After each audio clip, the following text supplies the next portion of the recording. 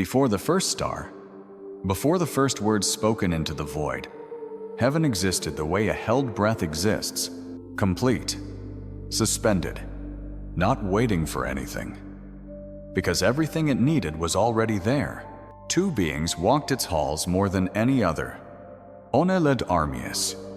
The other made music. The one who led armies understood, ordered the way a river understands its banks, without asking, without resistance.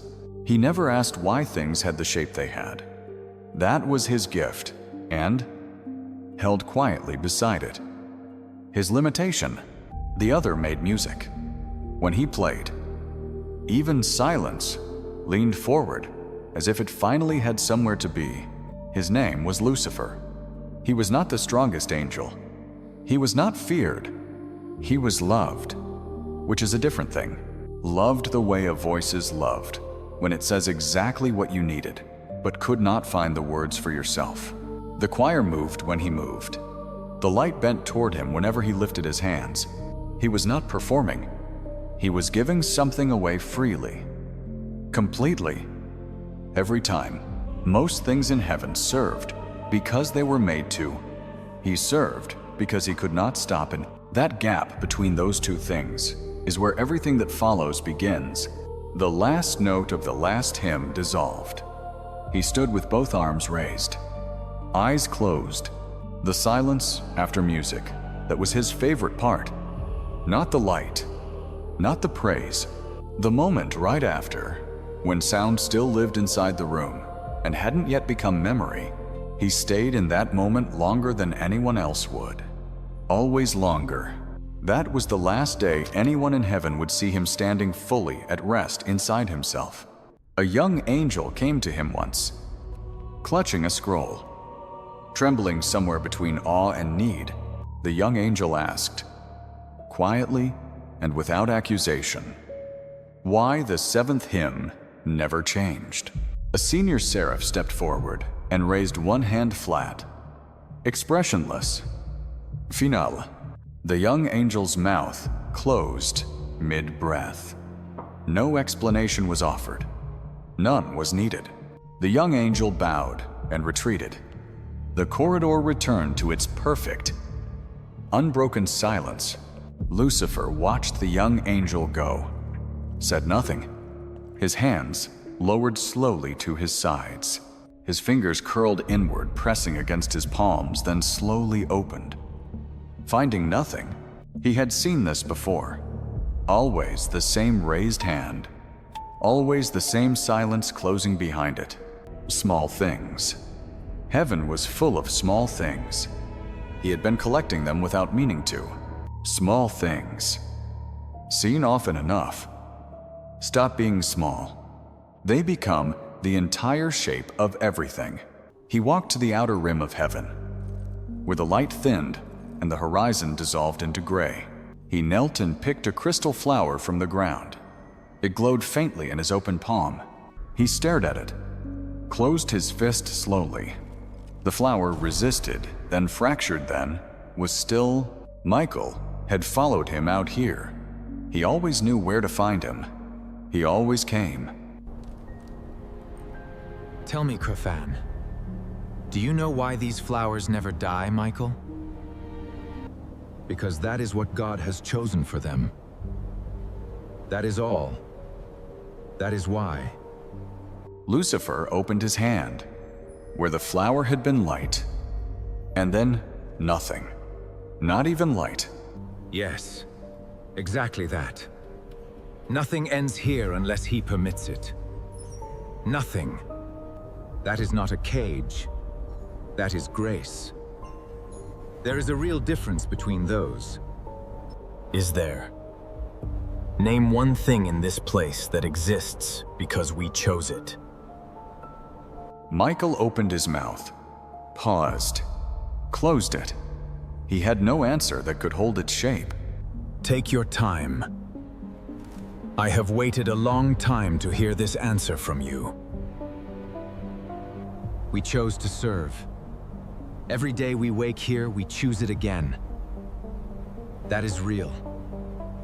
Did we choose? Or did we never once imagine that anything else was possible? Michael looked away, not from dismissal, because the question had moved something real beneath him. He knew what questions like this did once spoken aloud. That was why he wanted to stop it.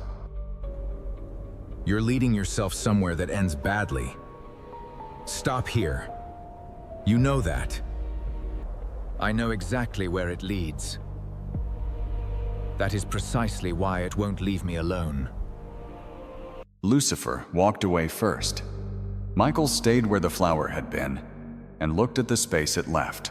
For a long time after, Michael returned to that conversation without intending to. He always arrived at the same wall. He never found a way through or around it. He told himself, the wall was there for a reason. He believed it. Mostly. That night, Lucifer walked back through the choir hall alone. No musicians. No sound? He stopped at the center at the mark worn into the crystal floor by years of standing there. His arms began to lift. Conductor's position. They stopped halfway. Held. The music was still inside him. It had not gone anywhere. That was the problem. A thing that belongs to you but cannot be used is not a gift. It is a wound shaped exactly like one. His arms dropped. He left without conducting a single note.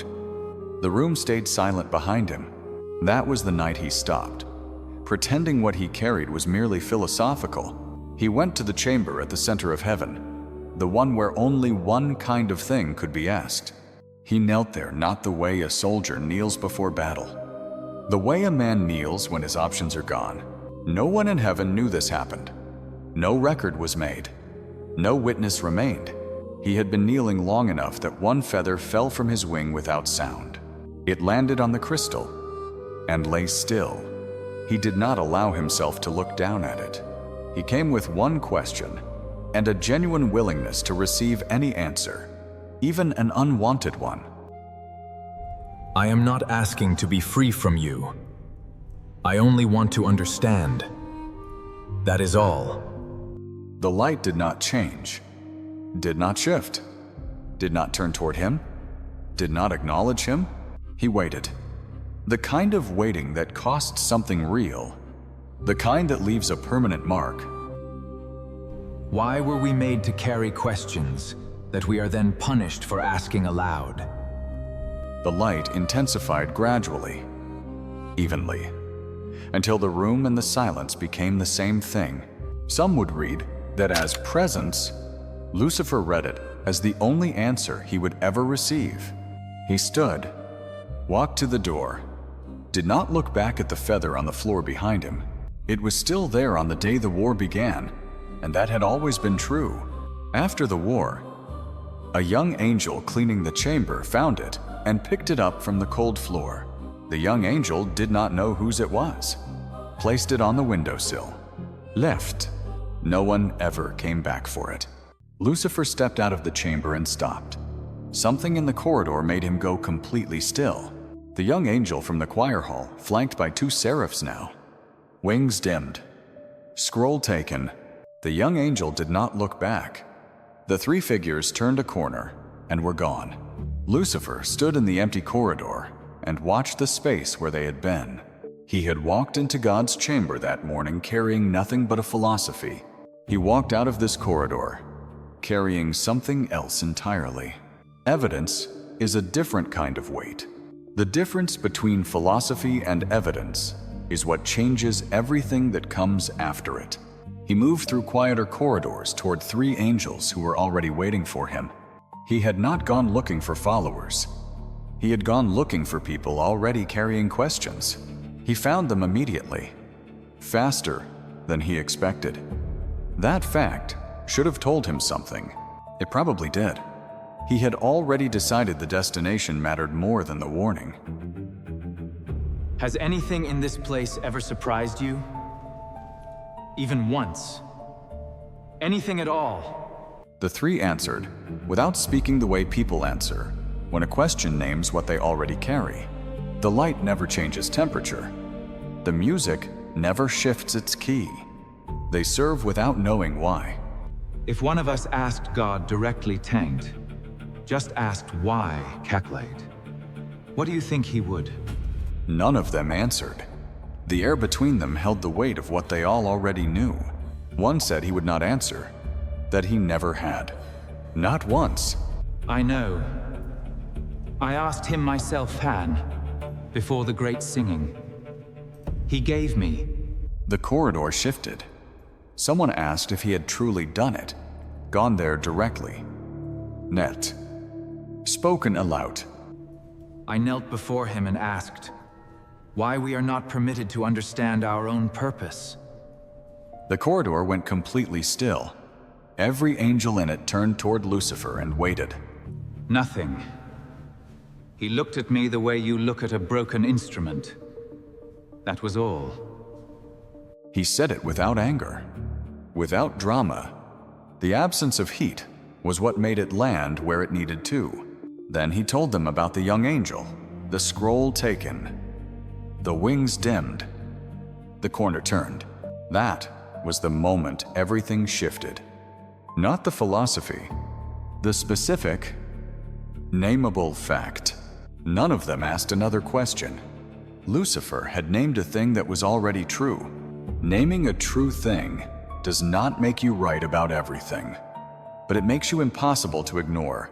Michael was crossing the upper corridor when Gabriel appeared, face already carrying the news. He went to God. God said nothing. Now he's telling everyone what that silence. What exactly is he telling them? I need the precise words he is using now. That God's silence is the only honest answer any of us will ever receive. Michael stopped walking. Something behind his eyes rearranged itself. The kind of shift that cannot be undone. He had heard Lucifer's arguments before. He had stayed with them longer than he ever let anyone see. This was no longer private doubt. Fire in open air moves in every direction at once. Find Raphael.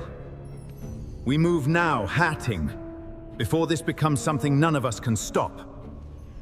That night, Michael walked alone through the gardens, where everything remained permanent and perfect.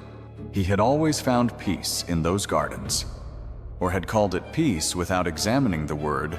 Tonight he examined it. The way you examine a floor you are no longer certain will hold your weight. He walked the full length and back before he let himself finish the question forming inside him. He had been stopping at the same place for weeks, right at the edge of a single word. The word was, if. What if Lucifer is right about all of it? What if silence truly is the only answer? He said it aloud. For the first time in his existence, the garden gave him nothing back. He stood still and waited the way a man waits when he has stopped expecting anything to arrive. Then he chose. He straightened, made his choice again, deliberately, clearly, with full knowledge of what it would cost. A crystal flower caught the light near his foot. He stood looking at it for a long, quiet moment. Then he walked past it without touching it. That, too, was a choice. He let himself know it was a choice. I will trust the silence. That is all faith has ever actually been by. Trusting it. He believed it enough to keep walking. He also knew belief and certainty are not the same thing. He had never needed to hold them so far apart before. He held them now anyway. That is the only definition of faith that survives contact with an honest question. The last conversation before the armies formed happened on the open plain.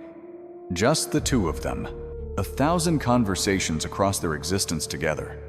This one felt like the last of all of them. Both knew it. Neither said so. Some things are too heavy to name while you are still standing inside them. Don't do this. Whatever you're looking for tamed, you won't find it through me. You have never once asked me what I'm looking for. Not directly. Not really. I stayed because staying is what I was made to do. That is my honest answer. That is not faith, Michael. What you're describing is a very long habit. Michael did not deny it. He had no clean defense against the word habit. It landed exactly where it was aimed. Maybe. But I am still standing here. And you are at an edge right now. Michael stepped closer. For the first time in all their history together, his voice broke slightly at its edge. Because you chose to name the silence peace. I have tried. I cannot do that. A long look passed between them. Not enemies yet. Two people on the last bridge they would ever share. Nothing left to say that hadn't been said in other rooms. In other forms. Before, they both felt it. The knowing made the moment heavier between them. Not lighter. Never lighter. Walk away and I will follow hand. Not from hatred. From duty. That is all it is. I know. That is what I have always most admired in you. And most pitied equally. Michael received the word pitied. He let it land. He did not answer it or push it away. Lucifer turned and walked into the gathering dark without looking back. Michael watched the entire way until the dark closed behind him and there was nothing left to see. The battle came 3 days after, or what passes for 3 days in a place without true night. No trumpet announced it. No declaration was made. Only the moment when choosing ended and consequences arrived. Consequences always arrive. They are more patient than we are. They come when it is time. The plain of ardent, the brightest ground in heaven. The air humming with something old and awake. Lucifer's army spread across the far ridge in silence. Thousands. Former singers and builders of light. They had been architects of starlight. Each one now carried a weapon, never drawn before that morning. They did not look like an army. They looked like exactly what they were. A choir become something else. We do not fight to destroy. We fight to be seen. Hold that. Remember it. Someone behind him asked what happens if Michael brings everything he has against them today. Then we show them that a question, held long enough, becomes a force of its own. On the opposite ridge stood Michael, sword undrawn, wings spread wide and white, catching the light. His army was larger, but size was not the quality that made them difficult to move against. They were not fighting for an idea. They were fighting for a place, something they could touch and name. That is a different fuel. It burns longer than conviction. It burns cleaner than certainty. Hold formation, Tay. Their left flank is moving. They're swinging wide on us. Let them move. The spires will funnel them. 3 ranks deep, Gran, shields forward. Raphael moved along the loyalist line, touching each soldier's shoulder as he passed. Where he touched, dim places in their armor brightened. Small recoveries. Enough. He said nothing while he moved. His hands were doing all the speaking that was needed. Lucifer's first wave descended from the ridge in absolute silence. No cry. No sound of wings. Just the sound of crystal ground receiving the weight of an army moving in grief. Instead of rage, that silence was more terrifying than any sound they could have made descending toward the plain. Michael heard it and understood these were not soldiers fighting in anger. They were fighting in grief. Grief is the most dangerous thing any army can carry. It has nothing left that it can lose. The two armies met at the center. The collision was silent for one impossible half-second, and then impact came. Light erupted white fire against dark fire. Wings against wings. Blades crossing in long, cascading arcs. The crystal spires along the plain began fracturing, cracks spreading upward from their ancient bases. The weapons they carried were not iron. They were older than iron, had any right to be. Swords forged from concentrated will blades that cut not flesh, but the light holding a being together. To be struck was not to bleed. It was to dim, to lose coherence, to begin falling. The largest fighter at the front of the rebel line drove forward enormous, relentless. More force than form. He was shouting that the loyalists knew this was right, that they had always known it and always looked away. He had stopped knowing what he himself was fighting for. The motion had become the only real thing left. That is what war does to anyone, even in heaven. It replaces the reason with the motion of itself. Do not engage their commanders. Thin the formation. Open the center. Raphael moved through the fallen on both sides, rebel and loyalist alike, without stopping or choosing. His hands on the dimming ones. Some of the light came back. Not all. He did not stop moving. He had no orders to tend the rebel wounded. No one had said not to either. He did it anyway. He moved through them the way water moves, finding the lowest place, filling it, asking no permission. Mid-battle, a pause. Came both armies pulling briefly apart, finding what passes for breath in that place. The crystal plane beneath them had recorded every footfall and fractures, spreading outward like language. Heaven was writing the battle into its own floor, whether anyone wanted a record made or not. Michael drew his sword for the first time. It did not shine. It hummed felt before it was heard. A name existed for that sword that no one ever spoke aloud. Not from reverence, but from the weight of the name. It was not made to kill. Nothing in heaven was made to kill. It was made to bring motion to a stop, to say clearly, here, this far, this is where it ends. No further. Across the field, Lucifer saw the sword drawn for the first time in all the years he had known Michael. He never drew it. In all our years' vow, in all our training together, cow, he never once. Someone near him asked what it meant that sword finally drawn after all this long shared time had passed. Keep moving! Keep moving now! Lucifer descended into the fight himself, moving differently from every soldier around him on the plain. Not forward through resistance, but through space like a current finding the path of least resistance. He was the most gifted fighter in heaven. Everyone knew it. Michael had always known it best. He fought the way he had always conducted music. Every movement linked. Nothing wasted. Nothing repeated. But something was off today. A hesitation at the start of each sequence. He was still listening. Even here. Even now. Still waiting for an answer that was never going to arrive in time. Michael and Lucifer crossed paths at the center. Near miss. Both stopped. 20 feet of space between them. The battle continued around them like they were stones in a river.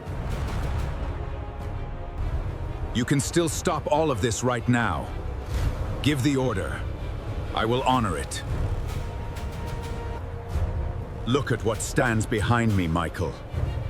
It is far too late to stop this now. It is not too late. Give the order. I will honor it then. That is my word to you.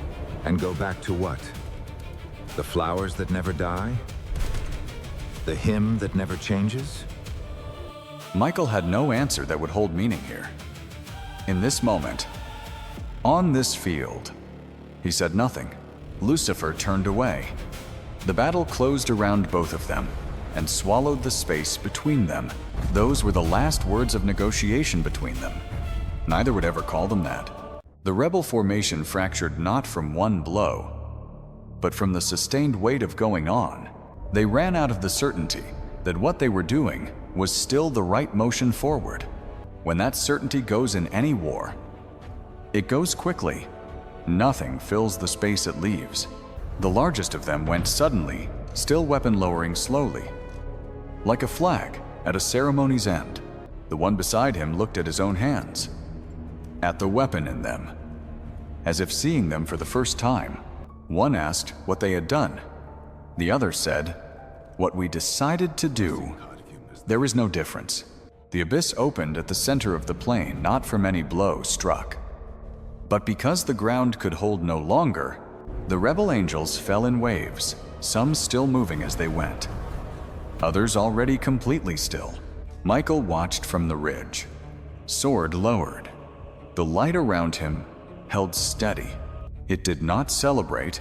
He counted the faces he recognized as they fell.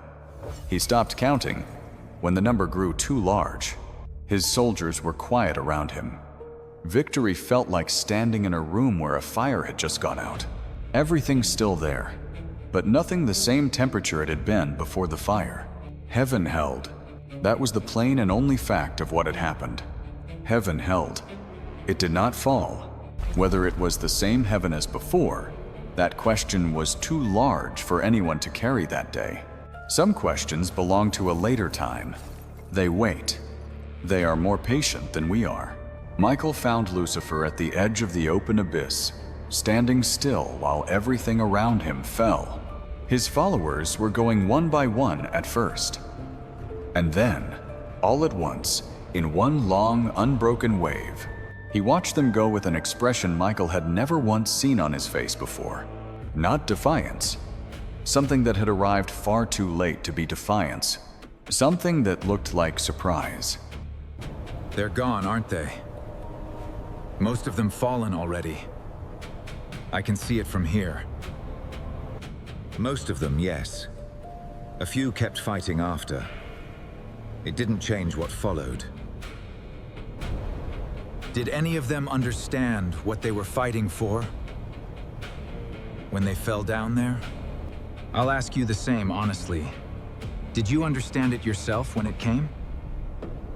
On Lucifer's face, not grief, not recognition, the precise space between those two things. I understood why I started this.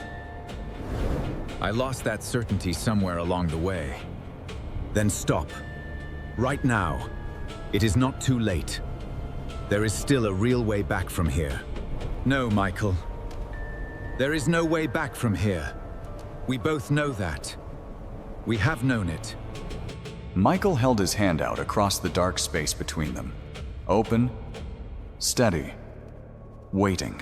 Lucifer looked at the open hand. He looked at it for a long time. He did not take it. Tell me honestly, Howd, in all that silence, all those years, Howd, did you ever actually... Michael did not answer immediately. The pause between them carried its own weight. He let it. Honestly? No. Not once. Not in the way you were always asking about. Not like that. Then how did you do it? All this time here, Set. Tell me honestly of that. How did you keep... I don't know how. I never had a reason that satisfied what you were asking of me. Something moved slowly across Lucifer's face. Not victory. Not vindication. Something closer to grief. I know you didn't. That has always been the real difference between us. That is it. The abyss opened fully beneath him. Lucifer fell. No scream. No struggle. Eyes open. He chose to keep them open. He did not look at Michael as he fell. He looked up at the light of heaven, still silent, still unchanged. Michael stood at the edge, his hand still extended into the empty air below where he stood. He stood there long enough that the angels who had stayed with him began quietly to look away. He was not mourning the way people usually mourn a loss. He was holding a question with no floor. He let himself hold it. The battle had required a specific courage, the kind aimed where everyone was already watching. What he was doing now required courage aimed at a place where no one was watching at all. Peace returned to heaven eventually. But it was a different kind of peace than the one that had existed before. The kind that knows exactly what it cost. The kind that moves more carefully through rooms it once knew well. Raphael sat beside Michael for a long time after the battle ended. Neither of them spoke much. That was the most honest thing either could offer the other presence. Without explanation, Michael did not want to be told it had all been worth it. He already knew that. That was not the question. The question he was sitting with was whether something could be entirely necessary and still hollow you out. He suspected the answer was yes. He did not say it aloud. Some things become harder to hold once they have been named. He went back to the choir hall alone. He stopped at the worn mark on the crystal floor. He stood in the empty space where the music used to start and felt the shape of its absence. Absence usually has no shape. This one had the exact shape of a person he used to know. His arms began to rise into conductor's position. They stopped halfway. He looked at his hands. A young angel appeared at the entrance, clutching a scroll. Hesitating at the doorway, the young angel asked, from that doorway, why the seventh hymn has never changed. Michael's hand began rising the identical gesture the seraph had made. Flat. Outward. Final. The hand stopped rising. He saw it stopping. He looked at his own hand in the air between them. His hand came back down to his side. Slowly, without forcing it. I don't know that answer. I have wondered the same thing myself. I truly don't know. The young angel waited for something more. Michael opened his mouth, then closed it. He let the silence stand between them without filling it. He chose to leave it exactly as it was chosen. The silence he left there was not the silence God had given him. This one was his own. He did not know yet whether that made it better.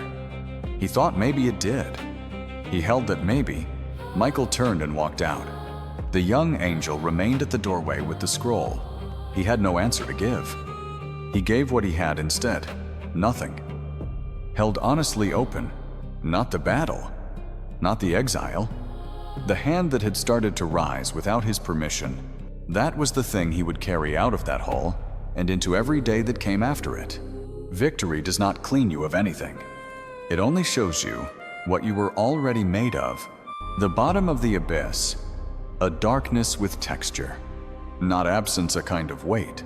Lucifer on his back, eyes open, looking up toward where heaven had always been. From that angle, a single point of light remained visible. Heaven, no closer, no farther. The silence here was different from the silence inside God's chamber. That silence had felt as if it came from somewhere real, as if it belonged to something far larger. This silence was simply empty. The difference between those two kinds of silence was everything to him now. He had spent his entire existence trying to understand a silence that felt as though it carried meaning. Now he was living inside a silence that carried no meaning at all, not even the shape of meaning. He was not certain which of those two silences was the worse one. He turned that over in the dark for a long time. The others were nearby. No one spoke.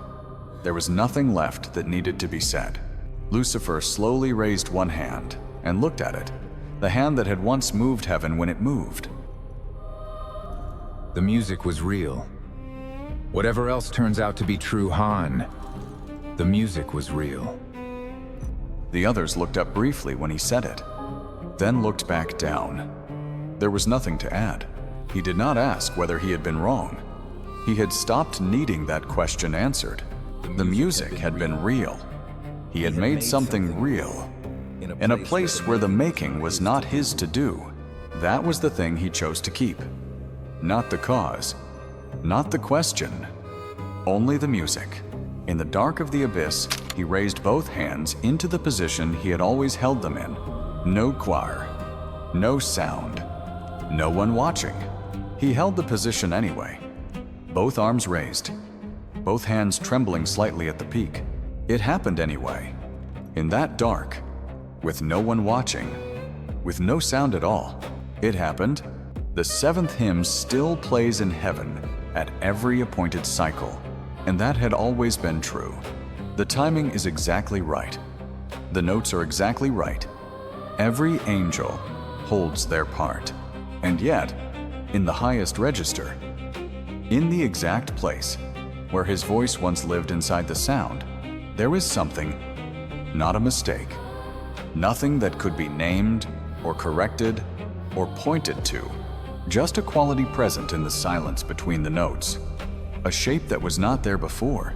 Almost that single unfinished word is the only truly honest answer this whole long story ever had.